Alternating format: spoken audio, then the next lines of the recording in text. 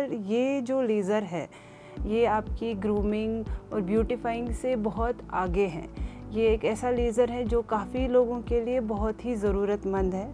काफ़ी लोगों के लिए ये एक ब्यूटी प्रोडक्ट या एक ब्यूटी लेज़र से काफ़ी आगे का काम कर सकता है। I am doctor Humaira Bhatt, a cosmetic dermatologist and hair transplant surgeon at Inamdar multi speciality hospital Pune. तो जिस लेज़र की मैं बात कर रही हूँ उसका नाम CO2 फ्रैक्शनल लेज़र है।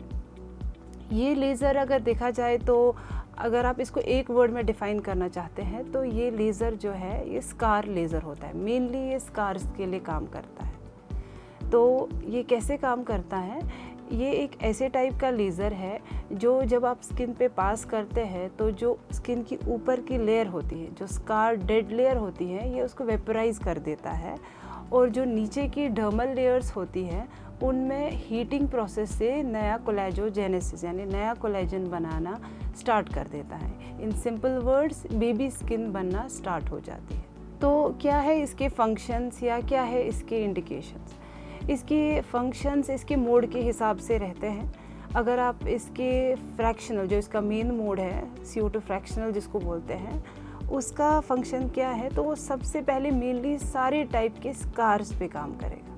स्कार का मतलब जैसे एक्नी स्कार्स हो गए, जैसे जो पिंपल के बाद आपके चेहरे पे खड्डे पड़ जाते हैं, स्किन चली जाती है वहाँ से, वो टाइप के स्कार्स को ये बिल्कुल ठीक कर देता है। सिर्फ पिंपल के स्कार्स ही नहीं, उसके अलावा जैसे सर्जिकल स्कार्स होता है, किसी की सर्जरी हो गई है लेकिन वो मार्क हमेशा रह जाता है, वहाँ पे वो निशान हमेशा रह रहा है, आप उस स्कार को मिटा सकते हैं इस लेज़र से। उसके बगैर ट्रॉमा हुआ है, एक्सीडेंट हुआ है, बहुत ही गंदे स्कार पड़ जाते हैं बॉडी पे, वो निकल जाते हैं इस स्कार से। या फिर बर्न पेशेंट्स जो काफ़ी जले हुए हैं और उनके ग्राफ्टिंग के बाद भी दूर से पता चलता है कि ये बर्न पेशेंट है, उनकी स्किन नॉर्मल नहीं लग रही है, काफ़ी डार्क है, रिंकली है, जली हुई है, तो वो सब भी इस लेज़र से आप ठीक कर सकते हैं काफ़ी हद तक। उसके अलावा जैसे कि स्ट्रेच मार्क्स होते हैं जो कि डिलीवरी के बाद होते हैं, प्रेगनेंसी के बाद होते हैं, या आपने रिसेंटली वेट लॉस किया है तो जिसकी वजह से, या वेट गेन किया है, दोनों कंडीशंस में आप स्ट्रेच मार्क्स देखते हैं तो वो स्ट्रेच मार्क्स को भी ये कम करके देता है। ओपन पोर्स हैं आपके चेहरे पे, बहुत ज़्यादा बड़े बड़े दिख रहे हैं, आपकी विजिबिलिटी जो है कैमरा के सामने वो बहुत ख़राब आ रही है, वो इम्प्रूव कर सकते हैं आप। उसके अलावा स्कार्स को छोड़ के ये रिसरफेसिंग भी करता है, यानी कि जो फाइन लाइंस हैं आपके चेहरे पे, रिंकल्स हैं, वो कम कर देता है ये।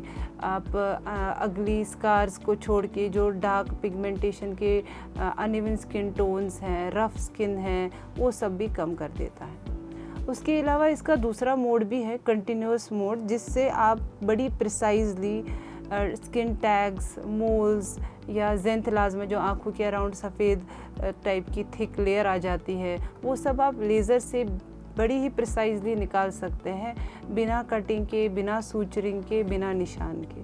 बहुत ही प्रिसाइज वर्क होता है उसका, जहाँ पर हम इसको टारगेट करते हैं सिर्फ वहीं पे काम करता है। उसके अलावा इसका एक गायनेक यानी कि वेजाइनल मोड भी है। अगर किसी के जेनाइटल्स बहुत डार्क होते हैं, डार्क कलर के होते हैं, वो लाइट हो सकते हैं इससे, या वेजाइनल टाइटनिंग जो होती है वो भी इससे हम अचीव कर सकते हैं। तो इंडिकेशंस के बाद हम बात करेंगे कि प्रोसीजर होता कैसे है। नॉर्मली हम पेशेंट को पहले काउंसल करते हैं कि इसमें सन प्रोटेक्शन होना चाहिए। अगर आप काफ़ी टाइम से ज़्यादा धूप में घूम रहे हैं तो सन प्रोटेक्शन आपको लेना ज़रूरी है। स्किन आपकी हेल्दी होनी चाहिए लेज़र से पहले।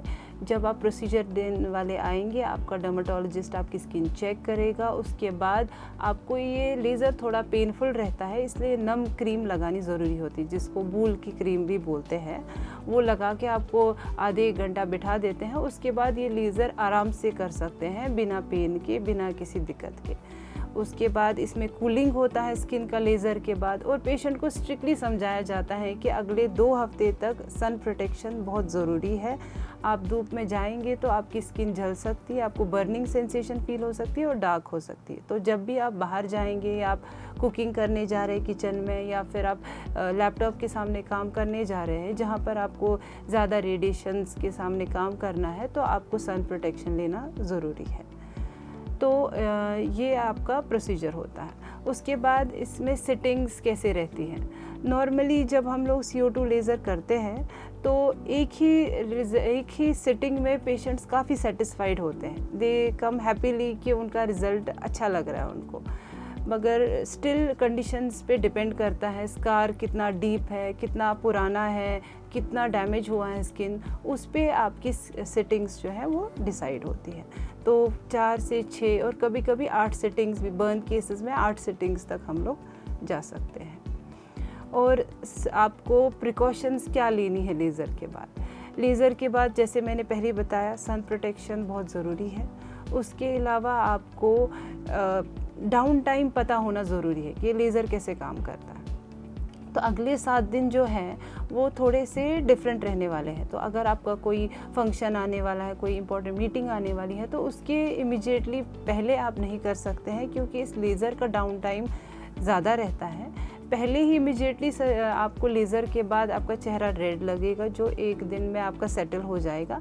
अगले दिन से आपको ऐसे डार्क छोटे छोटे ब्लैक स्कैब्स बनेंगे, फिर वो धीरे धीरे अगले 6-7 दिन में गिर जाएंगे, यानी कि जो ऊपर की डेड लेयर थी वो निकल जाएगी और जो नई स्किन है, बेबी स्किन बनना स्टार्ट हो जाएगा, जिसमें कि अगले 2-3 हफ्ते लग सकते हैं। इसलिए इस लेज़र के सेटिंग्स के बीच में काफ़ी गैप होता है, तो आपको बार बार करने की भी ज़रूरत नहीं है। तो फाइनेंशियली भी ये सपोर्टिव है, क्योंकि एक ही मंथ में काफ़ी सेटिंग्स हो रही है, वैसा फाइनेंशियल स्ट्रेन भी आपके ऊपर नहीं पड़ता है, और स्लोली आप अपने स्किन के लिए बेस्ट रिज़ल्ट अचीव कर सकते हैं। तो ये सब था CO2 लेज़र के बारे में। इसकी काफ़ी इंडिकेशंस है और ये काफ़ी स्ट्रॉन्ग और काफ़ी पावरफुल लेज़र है। जो आप ग्राफ्टिंग की सर्जरीज़ जो हम करते हैं, काफ़ी केसेस में ये सर्जरीज़ को रिप्लेस कर देता है। आप अगर बर्न्स के स्कार से परेशान हैं, ट्रॉमा स्कार से परेशान, अगर आपकी सर्जरी हुई है, उसका निशान बहुत गंदा है, तो आप इन सब चीज़ों से, कितना भी पुराना हो, आप ये सब चीज़ों से छुटकारा पा सकते हैं। बाकी जानकारी लेने के लिए या अपॉइंटमेंट लेने के लिए आप नीचे दिए गए नंबर पे कॉल कर सकते हैं, या फिर हमारी वेबसाइट के थ्रू हमें कांटेक्ट कर सकते हैं। Thank you.